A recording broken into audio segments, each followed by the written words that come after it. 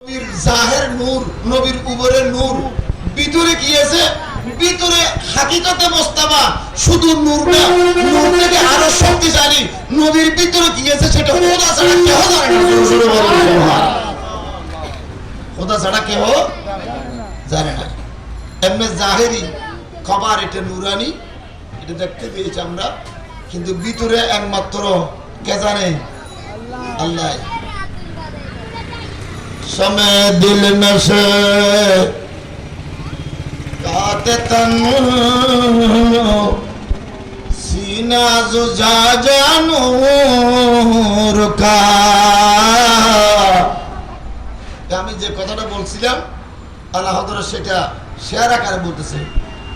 समय दिल मशकात तन सीना जुजा जानूर का,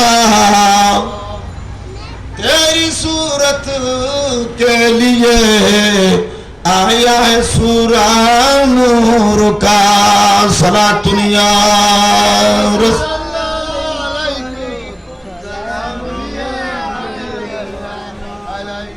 ताज वाले देख करते राय मामा नूर का,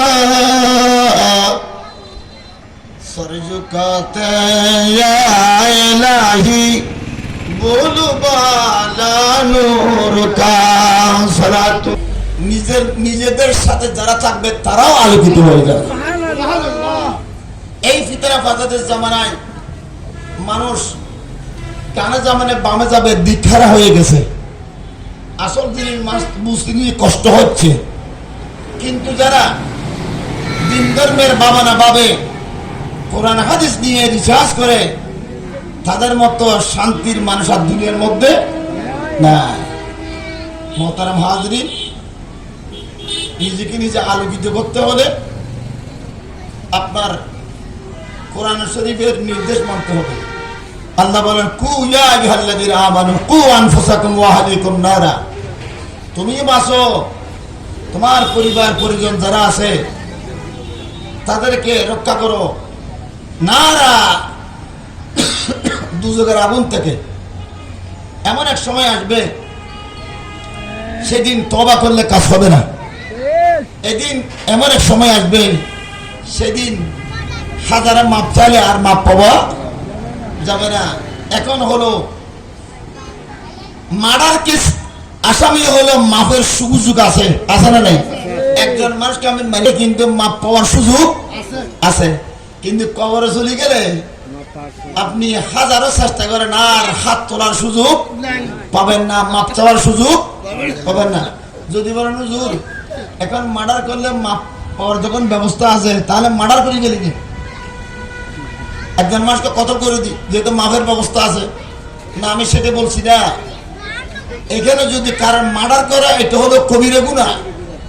কবিরে গুনাহ গার আল্লাহর দরবার কে লিয়ে আয়া है सूरा नूर का। सलातुनिया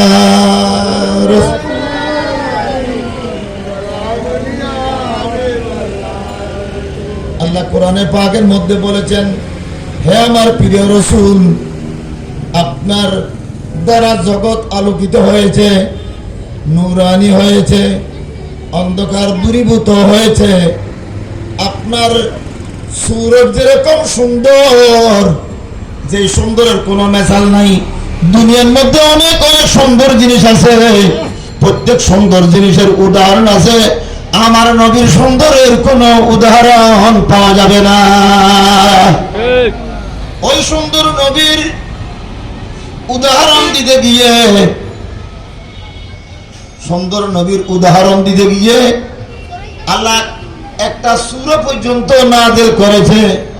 সেই সূরার নাম হচ্ছে নূরের সূরা, সূরা নূর। জোরে জোরে বলেন সুবহানাল্লাহ। সূরা নূর ওদের কোরআন মধ্যে আছে, সূরা নূর। যেমন আল্লাহু নূরুস সামাওয়াতি ওয়াল আরদ মাসালু নূরি কামিশকাত ফিহা মিসবাহ আল মিসবাহু ফিজ জুজাজা والزجاجة كأنها كوكب دري يوقد من شجرة زيتونة لا شرقية ولا غربية এটা সূরা নূরের এটা একটা অংশ। এই নূরে সূরা নূরের মধ্যে আমার নবীকে আল্লাহ নূর ঘোষণা করেছেন, অর্থাৎ নবীর দ্বারা অন্ধকার দূরীভূত হয়েছে। নবী এই জগতের মানুষকে আলোকিত করে দিয়েছেন, বলুন সুবহানাল্লাহ। নিজের আদর্শ দিয়ে, নিজের চরিত্র দিয়ে, নিজের ব্যবহার দিয়ে, নিজের চলাচরিত্র দিয়ে এই জগতের মানুষকে আল্লাহ রাসূল কি করেছেন? আলোকিত করেছেন। এই জন্য আল্লাহ হযরত বলেন যে তোমরা কোনো জিনিস যদি জ্বলে, এই জ্বলার চতুর্দিকে একটা গ্লাস বিশিষ্ট কোন একটা ফানুস তোমরা দেখো, ফানুসকে উপরে রাখলে অন্ধকার ঘরের মধ্যে অন্ধকার থাকে না, অন্ধকার ঘরের মধ্যে অন্ধকার থাকে না। আমার নবীও এইখানে যত অন্ধকার ছিল, নবীর নবুয়তের ফানুসের আলো যখন পৌঁছে গেছে, মানুষ শিরিক, কুফর, বেঈমানি, রাহাজানি, ডাকাতি, সন্ত্রাসী যত প্রকার জিনিস আছে সবগুলো আমার নবী মুছে দিয়েছে। নতুন ধর্মে আমাদেরকে মেহমান হিসেবে আসার জন্য সুযোগ করে দিয়েছে, বলো সুবহানাল্লাহ। আমাদের ধর্মের নাম ইসলাম। ধর্মের নাম কি? ইসলাম। আর অন্য ধর্মের নাম ইসলাম। আমাদের ধর্মের নাম কি? ইসলাম। ইসলাম। অন্য ধর্মের নাম কি? ইসলাম। অন্য ধর্মের মধ্যে থাকলে আপনি ফিসরের দিকে যাইবেন। কোন দিকে যাইবেন? ফিসরে কি? জাহান্নাম। ফিসরে কি? জাহান্নাম। ইসলাম গ্রহণ করলে কোন দিকে যাবেন? সামনের দিকে যাবেন। সামনের দিকে কি আছে? জান্নাত। এই জন্য আল ইসলামু হক্কুন ওয়াল কুফরু বাতিলুন। এখন বর্তমান দেশের হাল হাকিকত পরিবর্তন হয়েছে।